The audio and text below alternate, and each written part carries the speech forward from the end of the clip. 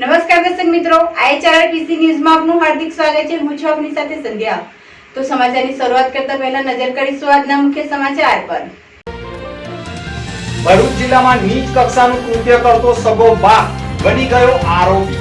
પોતાની સગી દીકરી ઉપર વારંવાર હવસ સંતોષી ગર્ભવતી કર્યા બાદ પાપ છુપાવવા માટે દાહોદના યુવાનને દીકરી પધરાવી દેતા મામલો આવ્યો સામે। સાવકી માતાએ ભોગ બનનારને સહકાર આપતા આખરે સી ડિવિઝન પોલીસ મથકમાં સગા બાપ અને મૂળતિયા સામે ફરિયાદ। સી ડિવિઝન પોલીસ મથકમાં બળાત્કાર, અપહરણ, પોક્સો, માળામારી અને બાળ લગ્ન એક્ટ હેઠળ નોંધાયો ગુનો। વૈષ્ણવ સમાજની લાગણી દુર્ભાય તેવી ફિલ્મ સામે વિરોધ। ભરૂચમાં વસતા વૈષ્ણવ સમાજના લોકોએ કલેક્ટર કચેરી ગજવી પાઠવ્યું આવેદન। તમામ ધર્મોને ન્યાય આપી ધોરણ 6, 7, 8 ના પાઠ્યપુસ્તક પરત ખેંચવાની માંગ। ભરૂચ કલેક્ટરને પાઠવ્યું આવેદન। ભરૂચ જિલ્લા પોલીસ વડાની કચેરી ખાતે વૃક્ષારોપણ કાર્યક્રમનું આયોજન કરવામાં આવ્યું હતું, જેમાં વનધારા સંસ્થાના સહયોગથી વૃક્ષારોપણ કરવામાં આવ્યું હતું, જેમાં એસપી સહિતના અધિકારીઓ ઉપસ્થિત રહ્યા હતા।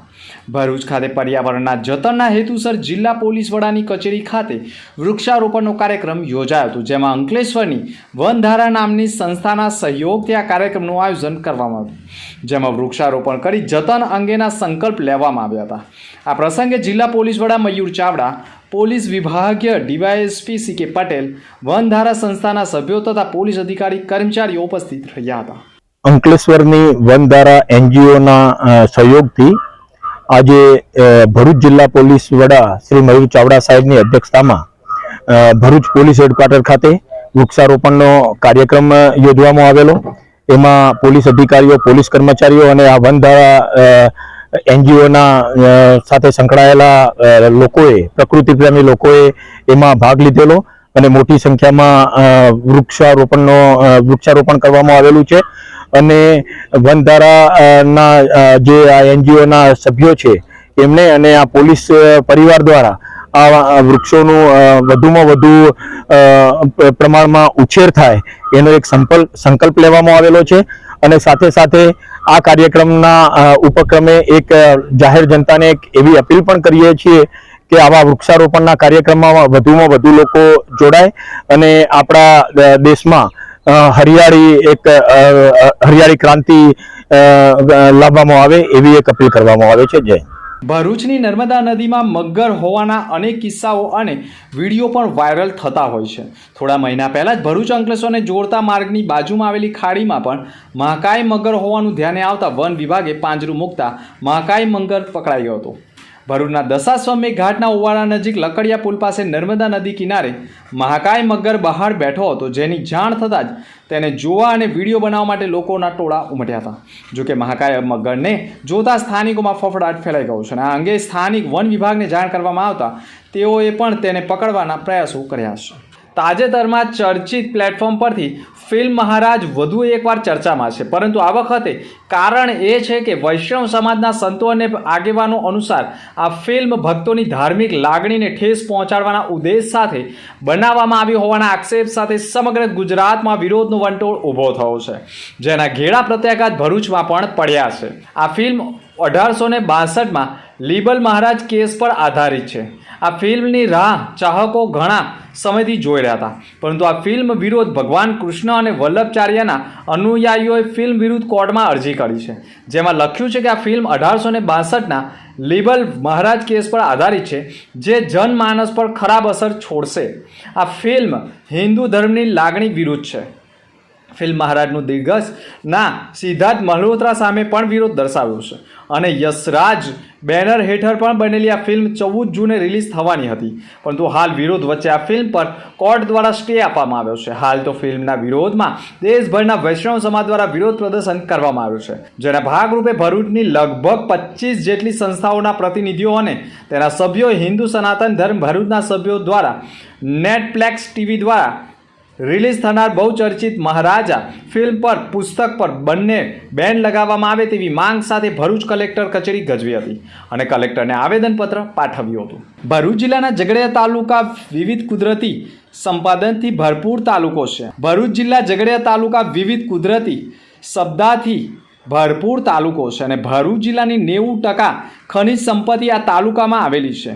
લિગ્નાઇટ, કોલસો, સિલિકા, નાઇટ, સાદી રહેતી, બ્લેક ટ્રેપ, કોરિસ, પોઇલ વગેરે ખનિજ ઉપરોક્ત તાલુકામાં આવેલા છે, જેમાં લિગ્નાઇટ, કોલસો, સિલિકા, સેન્ડ, સાદી રેતી તથા બોરકેલ વગેરે ખનિજો માટેની મોટી હાઈવે તકો રાજપારડીના પાંડવાણીયા રોડ પરથી પસાર થાય છે અને રાજપારડીથી નેત્રંગ રોડ પર સિલિકા વોશિંગ પ્લાન્ટ પણ આવેલો છે અને કાળી લેઝર ક્રોસ પ્લોટ તથા 40 જેટલા આવેલા છે, જેમાંથી પાકો માલ ભરૂચ, દહેજ, ઝઘડિયા, અંકલેશ્વર, વિલાયત વગેરે જીઆઈડીસીમાં 40થી 60 ટન ભરેલા હાઈવા રોજના હજારોની સંખ્યામાં અવર જવર કરે છે, જેના કારણે રોડ તૂટી રહ્યા છે.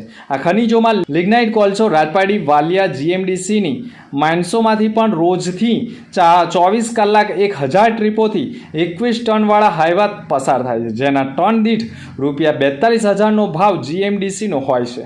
દરરોજ 21,000 ટન કોલસાનું વહન થાય છે, જેની આવક 8.82 કરોડ થાય છે. ટર્ન ઓવર ગણીએ તો 2116 કરોડનું થાય છે અને 8 મહિના લેખે બ્લેક ટ્રીપ, સિલિકા, સેન્ડ, બોરકેલ, સાદી રહેતી હોય અને વગેરે 600 કરોડનું ટર્ન ઓવર થાય છે. આમ કુલ તમામ ખનિજોના આવેલા છે, પરંતુ રોડ બિસ્માર હોવાના કારણે લોકોને ભારે હાલાકી ભોગવવી પડી રહી છે.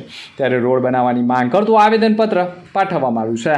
ગુજરાત સરકારે હમણાં શાળાઓમાં ધોરણ 6, 7 અને 8ના પાઠ્યપુસ્તકમાં શ્રીમદ ભાગવદ્ ગીતાના મૂલ્યો અને સિદ્ધાંતોનો અભ્યાસક્રમમાં શરૂ કર્યું છે, જેનો સ્વયં સૈનિક દળે વિરોધ નોંધાવી આક્ષેપ કર્યો હતો કે ભારતમાં તમામ ધર્મના લોકો રહે છે અને ભારત બિન સાંપ્રદાયિક રાષ્ટ્ર છે.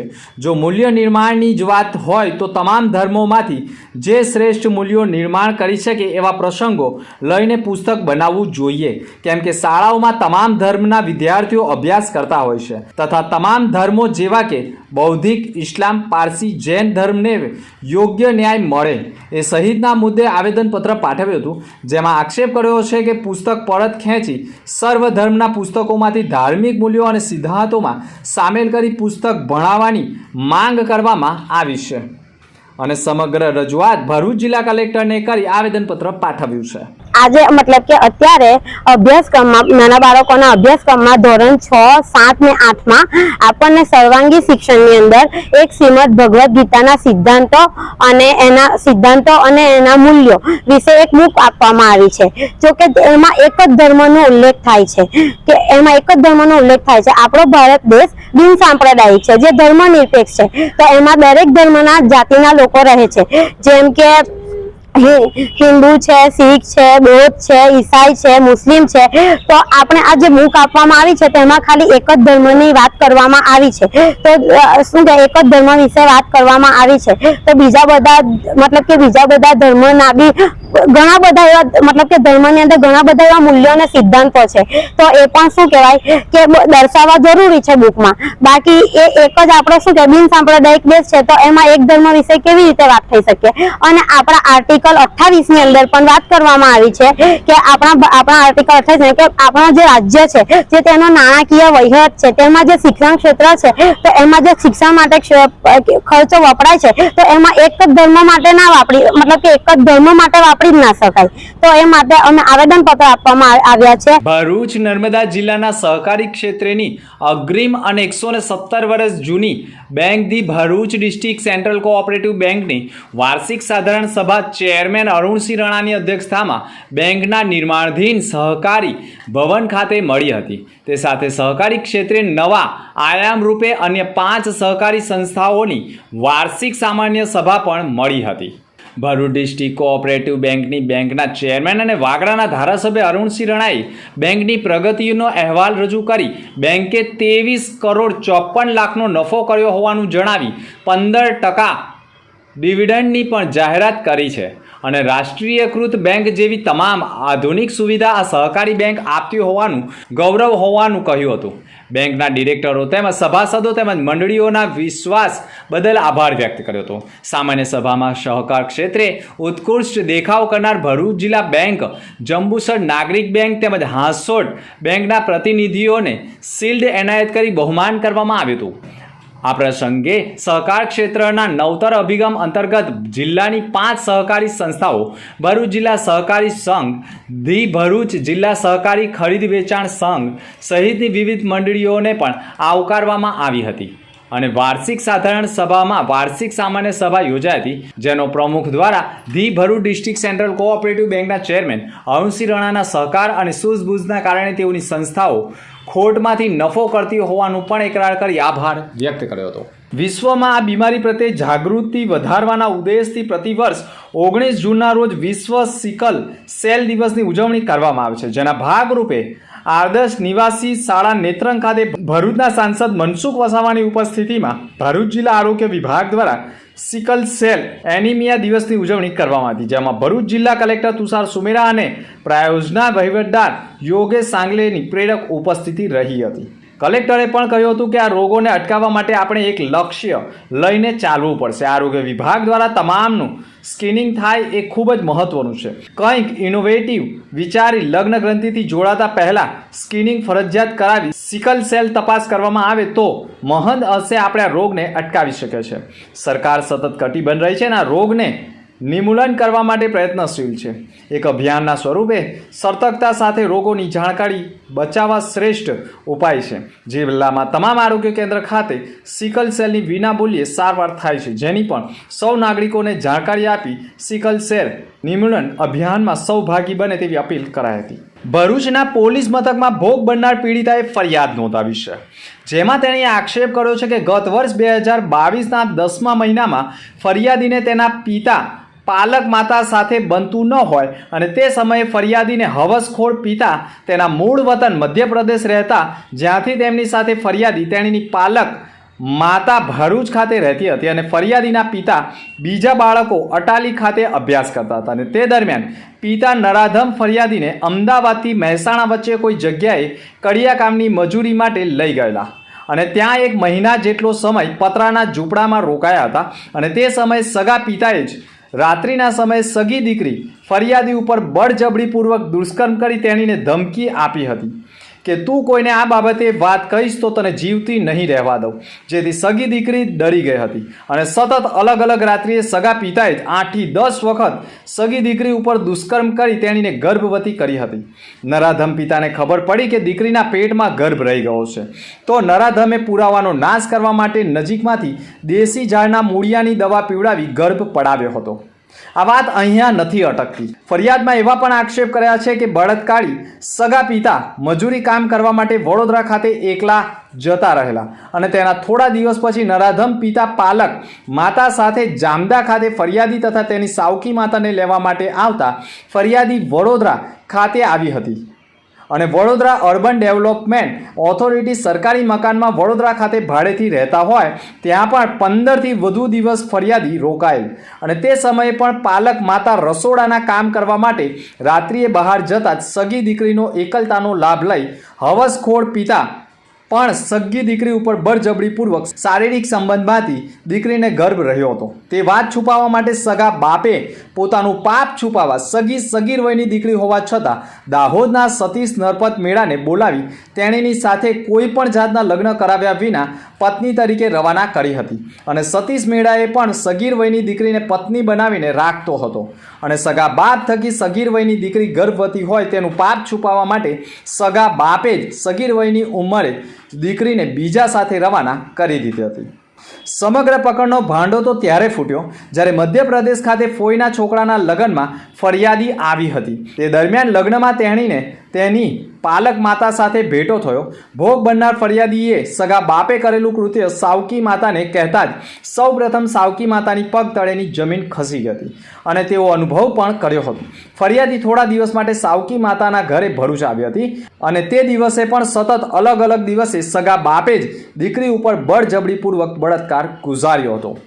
સાવકી માતા ભરૂચની હોસ્પિટલમાંથી નોકરી કરી પરત ઘરે આવી તે દરમિયાન ભોગ બનનાર ઘરમાં રડી રહી હતી અને રડતી દીકરીને સાવકી માતાએ પૂછ્યું શું થયું, કેમ રડે છે અને સમગ્ર ઘટનાનો ભાંડો ફૂટી ગયો.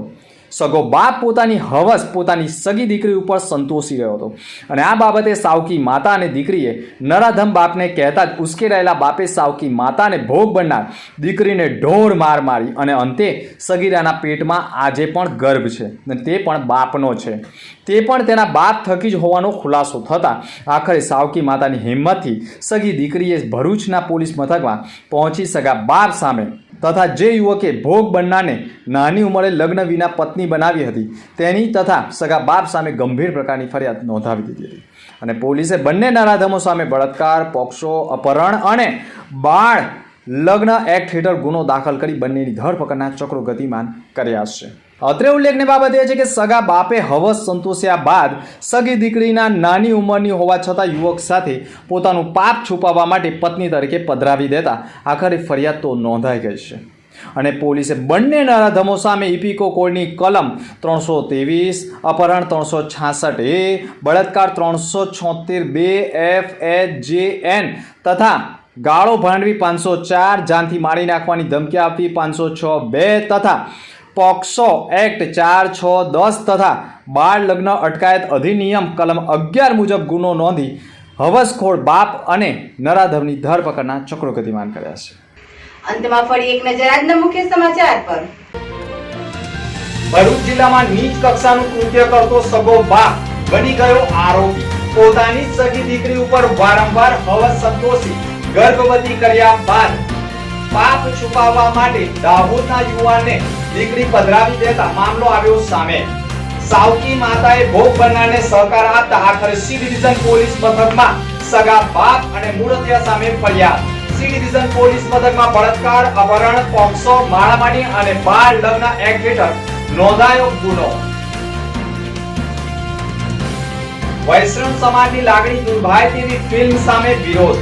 ભરૂચમાં વસતા વૈષ્ણવ સમાજના લોકોએ કલેક્ટર કચેરી ગજવી પાઠવ્યું આવેદન. તમામ ધર્મોને ન્યાય આપી ધોરણ 6, 7, 8 ના પાઠ્યપુસ્તક પરત ખેંચવાની માંગ. ભરૂચ કલેક્ટરને પાઠવ્યું આવેદન. તો હતા અત્યાર સુધીના સમાચાર. નવા સમાચાર સાથે ફરી મળીશું. નમસ્કાર.